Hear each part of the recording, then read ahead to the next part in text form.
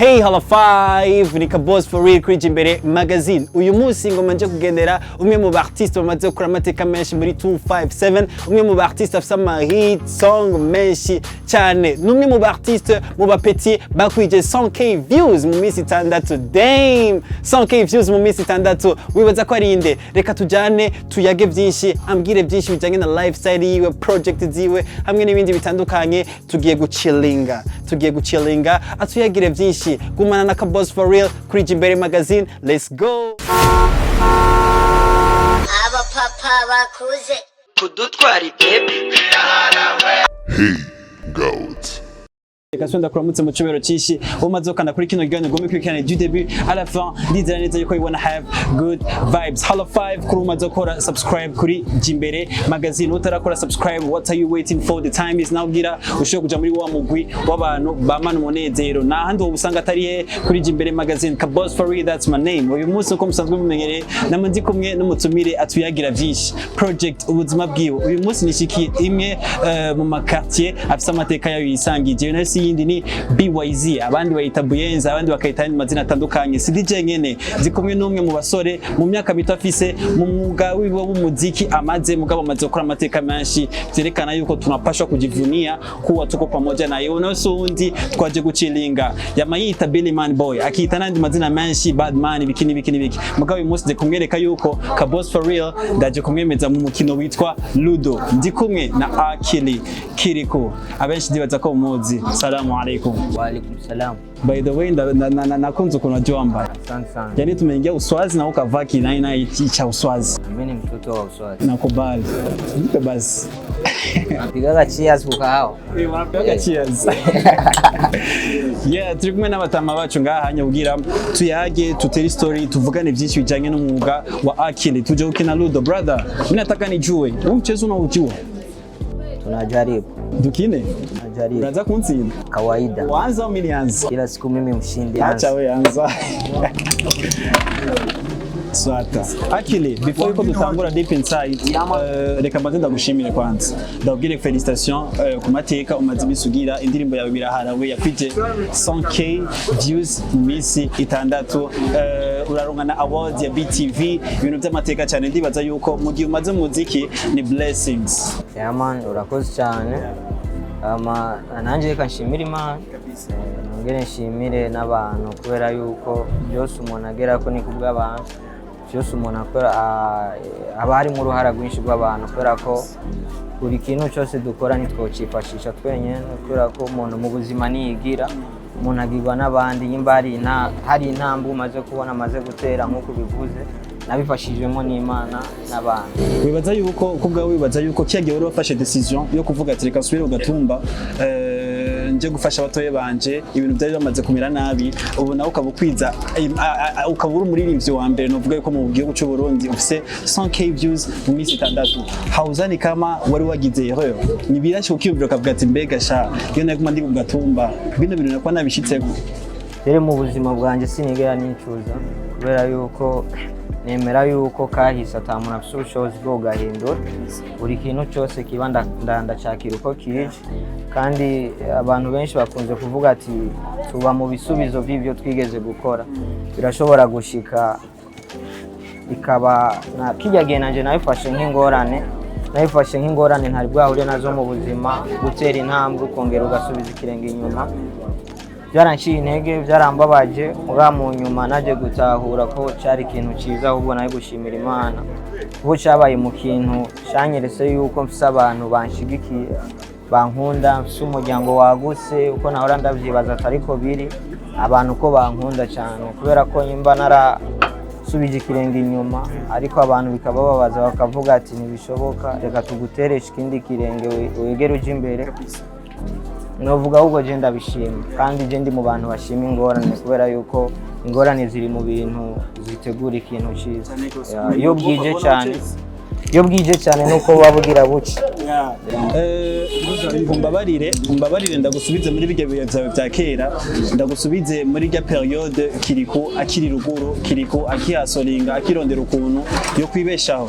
Akili wagiye mwibarabara ukiri muto wagiye mwibarabara ukiri muto wagiye mwibarabara no kwemeza neza yuko utari bwaci ubwenge neza na neza bijya bintu muri myaka yawe wibaza yuko byagusubije inyuma mu mutwe hari abantu bita abapsikologe bavuga ati umwana umutwaye mwibarabara akiri muto hari utuntu bakora iki abo sa abapsikologe n'abantu baraba ibintu bijanye n'umutwe nta n'umwe afite ubwo bushobozi Yesu yiteka gusa yes ababigerageza mugabo nawe arashobora kwihenda kubera yuko ibi turi mu mitwe yacu byonyine navyo tuzi gute dushobora kugira ubumenyi bwo kumenya ibiri mu mutwe w'ubuzima mugabo aravyigira akili tembeza barashobora kuziga no gukora umuntu ivyo babishoboye yamana n'ivyo bindi bibazo boraciyemo jewe nazi cyangwa umukunzi wa Kirikou atazi mugabo ubonye no bukaba byarakubabaje ukumva nyene yuko kano kantu karambabaje mugabo abakunzi banje nako bazi ukiri muto muri rya myaka ya kera mu mahasozi yawe je nibaza yuko ivyambabaje byose ntibikenewe ko babimenya kandi nibaza yuko bitanakenewe ahubwo igikenewe no gushima uko byagenze kose kuko byagenze niko byagenze nakubwiye si nkunda kugaruka kuri kahise kubera naho tworira gute ngo duhindure kahise ntibikunde nta ngunguru tworonka kuzuza zotuma duhindura kahise ibya kahise n'ibya kahise niko Imana yari yarabiteguye turabane n'ivy'imbere dushima uko byagenze gikuru nuko tukiri bazima umuvyeyi wacu haraciye umwaka tutakiri kumwe ni ibintu byababaje benshi ndazi neza nuko still now turacamukumbura peut-être yabakihari yakwa yamaze gushira irindi tafari mu buzima bwawe Akili mugomba mbabarire kubaza kino kibazo ivyo ibintu umuvyeyi akunda guhanura kenshi wamugira ko kandi wizera neza yuko uzoka mubigira n'urukundo no kubana n'abantu mama wanje akaba yarongera kumbwira yuko kubana n'abantu ari ukwigira ikijuju uvuze kwigira ikijuju hari abantu bakora dukurikira mbwa batarabimenya kwemera byose ibyo umuntu agukorera kubera yuko abantu buri wese afite uko ari gutahura buri wese uko ari tugatahurana uko kwisi nawe umeze nk'uwundi tugomba kubyakira gutyo nyine urukundo yanyigisha no kubana n'abantu mu kwigira ikijuju no gushima ndi umuntu akunda gushima buri muntu wese aba yaramfashije no kwizera Imana muga gikuru yakunda kumbwira n'urukundo no kubana n'abantu mu kwigira ikijuju umuvyeyi wacu aritavye Imana ni ibintu byababaje abantu benshi ni inkuru yababaje abantu benshi especially ku bantu bari mu mwuga wawe w'umuziki sivyo mugabo nitwabonye abaririmbyi bagushigikiye kuja ku maziko canke bagushigikiye guherekeza hariya muhira Ngozi byari bikenewe kubera yuko Kirikou nta sanamu nimwe nabihaye kubera yuko inyuma ya Kirikou hariho niyo nkuru Yusufu kandi uwabuze mama wiwe ni niyo nkuru Yusufu si Kirikou kandi abasani b'abarundi abo baririmba uvuga duhujwe na Kirikou duhujwe na niyo nkuru Yusufu mugabo bakwiye gutanga support nabo bakavuga rero uzobibabaze je navyo mugabo nta kibazo na kimwe gihari sindanabinegura kubera yuko ndatahura yuko tuzinanye nabo nka Kirikou tuzinanye nabo nka niyo nkuru Yusufu akwa kabisa bro your story reka tu dropping down tuyage rero kandi ikindi naco naguciriyemo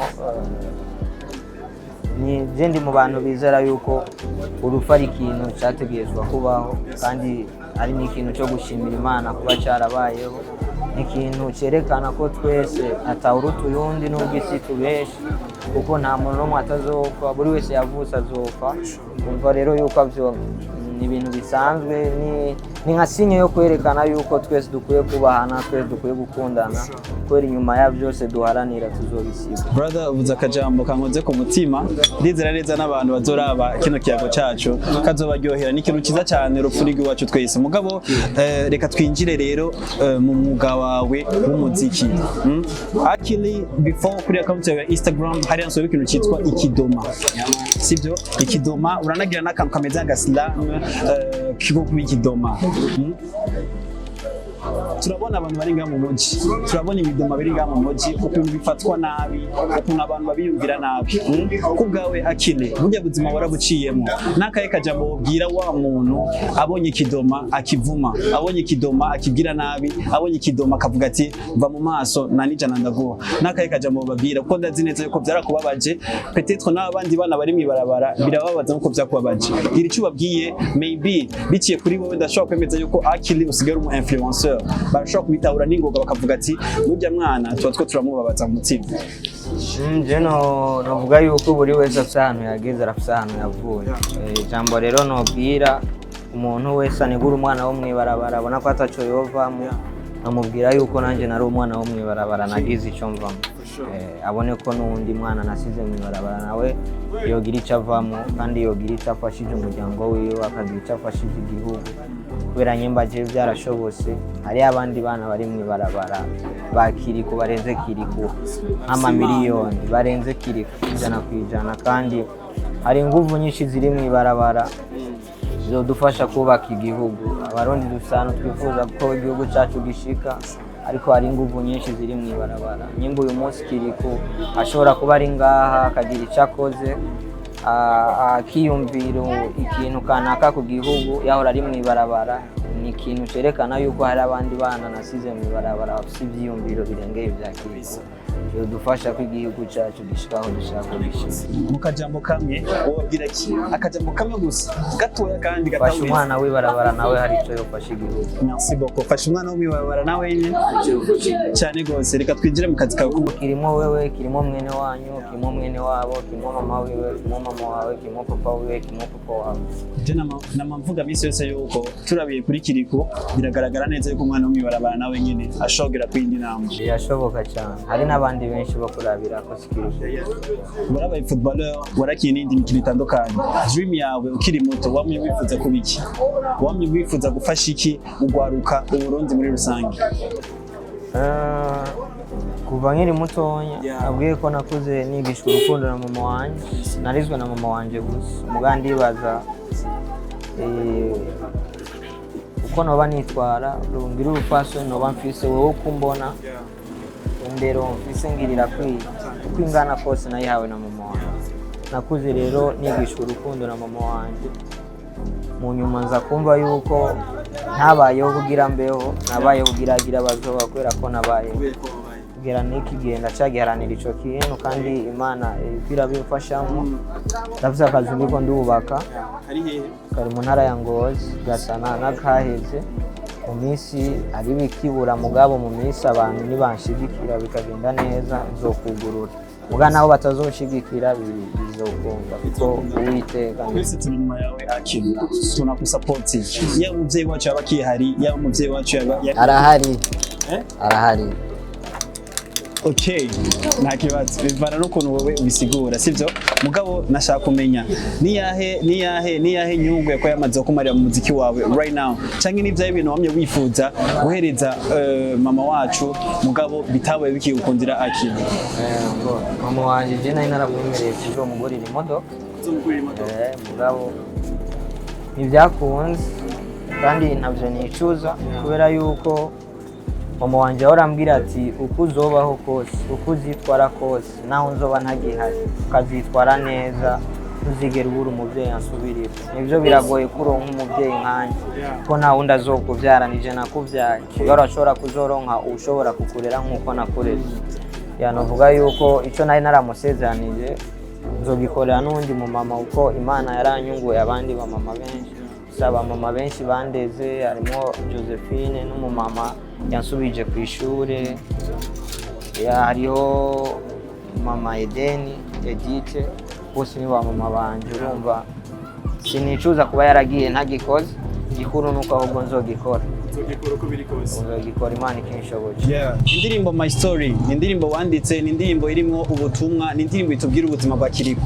Ku bantu batazi neza ubuzima bwa Kirikou, ndashobora kubaronga kuri account ya YouTube bumvirize My Story. Hariyo verse wanditse ati waramutelefone Sadbi alo yaga ibintu nk'ivyo mugabo ndakeneye kumenya imigenderanire yiwawe na Sadbi imeze gutega Akili nimba atari banga kama utaye kuitia virus tuimenye mugabo imigenderanire yiwawe na Sadbi imeze gute imeze neza kubera nurigero tubona turiko turagwana naongea sio lazima na chati sio lazima lakini mambo yako fresh hamna noma napiga story tu sometimes dukunda guhora kenshi mugabishise naco urazi ndakubwire ijya ndirimbo sinayiririmbye kubera urwango ni nko gutanga message ko umuntu akwiye gufata neza uwundi kubera ko imbere hacu ntawo hazi mugani bisiguye ko nanje nera atari abantu nagiriye nabi nanje bari abantu nakoshereje mugabo iciza no gukoshuka bitahura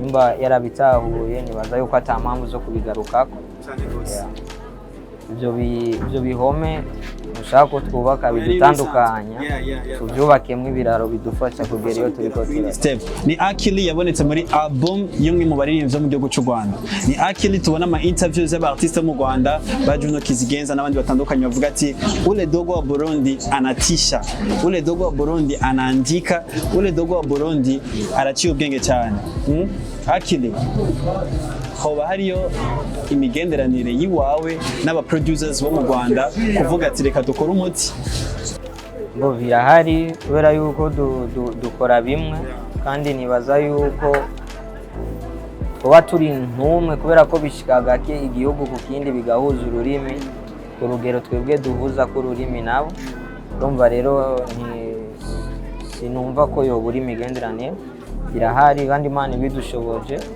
tuzokora byinshi tuzokorana vuba natwe turategura kuzoja tugakora ibintu byiza Double J yarambwiye atariyo featuring iwawe na Bruce Melody hamwe na Double J remix ya Kwiti Kwiti cyangwa n'upfu sinibuka neza nawe navyo yibuka neza mugakara hari aho kare bro kingali msiri sana tu urabimbwiye ntacu nzoguhamagara next time kugira ushoboye gutumurikira reka ngaruke ku ndirimbo yawe shasha indirimbo ma playlist yanjye tigera iburamwo indirimbo mvuga ati Akili yarakoresheje ubwenge bwinshi mu yandika ino ndirimbo aba papa wait nonjanira aba papa bakoze ko dotwari baby birahara ni ngoma kali sana. Siku sita tunapata 100k views. Muri Uwambere. Congratulations. Bro, ijya ndirimbo reka ndayigaruke ko gatoya gusa ndayimare ko umwanya muto ya sana. Wayanditse mu kiringo kingana gute? Ntabwo cyabaye ikiringo kinini. Twayikoze iminsi ibiri. Byaraje guco nyene umunsi wa mbere turayikora irarara bukiyo turabandanya nyamirakoreka. None ko iki abasista bacu bizera amafaranga gose. Bakunda inoti sana. Urukundo rwaragabanutse Akili. Ajya aba papa bakuze ni hatari cyane. Baragutwaye imbere. Oya navyo no menya gusa ajya hano ni hatari cyane. Ni hatari cyane. Afuswizi wazee watubwira bavuga yuko ukurusha ibijumba gutwara imbwa. Mugabo inyuma yo kumva ibijumbo ari himbwa. Nyimba gutwaye imbwa yakurusha ibijumbo kubera ko ntibisigura imbwa nyine yagutwaye imbwa yaza kuba umuntu ntiyari kugenda kubera ibijumbo yamwe. Reka cyo twinjira kuri post wa postinze hari le 13 Octobre washize ko post y'abaririmbyi babiri abo nabo sabane ni We Love Music ucwandika amajambo yerekana yuko We Love Music ari umugwi ubikora neza muri uno mwanya. Kwa nini We Love Music? Nitumenyere Akili yandika ibintu nk'ivyo kwiriki We Love Music kubera ko nyine We Love Music kubera ko bindyohera n'abandi ndabigira mugabo sinobigira kuri bose ntibyoshoboka kuri bose kandi aho byoshoboka kuri bose ntibyoshoboka mu gihe kimwe n'abandi bizokoreka mugabo We Love Music una wadatia sana ndabashigikira. Niye indirimbo ukunda We Love Music? Molo I'm jealous molo. None kaya karirimbo unaweza tupigia kidogo tubikishe. Ana rero koje ibintu byo guhibongoza sigu yanje kandi sindabishoboye cyane. Je ni ibintu byo gukankamirana nivyo kuonda. Yego nivyo nshoboye neza. Yeah, Molo is your favorite song. Unayaminia sana. Playlist yako man una feel mugabo twararendere kuri commentaire basitore ko twobona na commentaire ya We Love Music tunikosa est-ce que bibaza yuko that ntibikenewe kwa comment ntibikenewe kubera iki kirega abantu benshi tubayeho twizera yuko umuntu umukoreye neza ari ngombwa akwishure mugabo si ngombwa kubera yuko ushatse ko akwishura ntiba ikiri neza bari business uba wabikoze kugira je nabikoze barabivuye ku mutima ntibikenewe ko banyishura imba baranyishuye ni sawa imba batanyishuye byose ni sawa gikuru nuko nanezereje umutima wanje naseruye ikiri ku mutima yes I Billy Money boy siku hizi unajiita Billy Money boy maana yake mtoto wa Billy Money umuntu wa ruguru ijya boro mukiyugurura mukiyumvira mwe mufitiye project ya Akili ni project hakuru ihagarikiye kuremesha abantu ba ruguru cyangwa kuremesha buri muntu wese afite ahantu yavuye aje ahandi kubw'impamvu z'ubuzima Billy Money boy hama wibaza yuko mu myaka 5 iri imbere naho tutayizi ndatwara ko wacumyishura mugabo wibaza yuko mwifuza ko Billy Money boy igera ku step ya nuko nyaneza kwishura bizimana twe turategura mama wanje je nari nateguye mbabarire gatonya na karorero gatonya mu wanje nari nateguye ko tuzobonana ku wa gatanu aza ibujumbura akaza kundaba tukaja gushimira abantu bamfashije muga yaciye yitaba Imana ku wa kabiri nagumye nizera yuko ku wa gatanu arico gihe cyiza arico gihe tuzobonanira niko nabitegura nk'umwana w'umuntu muga urumva ko Imana siko yabitegura urumva rero sinda kuvuga ibintu byo muri kazoza kubera ko nyuma y'umunota nyuma y'isegonda sinzi yonza kubanje mugabo ico nifuza nuko nzoba narageze kure igihugu canje izoba cyarageze kure nimba ari nzokigeza kure Imana izibikore nyimba ari uwundi Imana izibikore gikuru bize bibe mugabo nongere nsaba Imana sinzobe mu bagitibura nzobe mu bakigumiza uko nagisanze cyangwa mu bagishikana kure kuko nagisanze gasimbe mu bagitibura wifuza ko Billy Money boy iba nka label cyangwa wifuza yuko iba ari team iwa member nyene babiri cyangwa kubera iki twebwe babiri Billy Money boy ni umuntu wese kubera ufatiye no ku bantu bose bari ngaho ibujumbura benshi basogokuru babo bari abantu ba ruguru ntidushobora rero gufata ikintu cyari gisanzwe gifatiye ko abantu benshi tukigira ikintu cy'abantu babiri dushobora gukunda Imana iduteza tukagera kure tuzofata abandi tugezanye kure ibintu bizogenda neza Akili reka tumukurangiza ikiyago cacu mukurangiza neza ikiyago cacu ndakubaza tubazo tubiri canke dutatu lastly hari muri October nyene sinibuka umunsi neza washize ko post nashima niyo post yawe ya nyuma uweka gushirako ukatia mtoto fulani mzuri hivi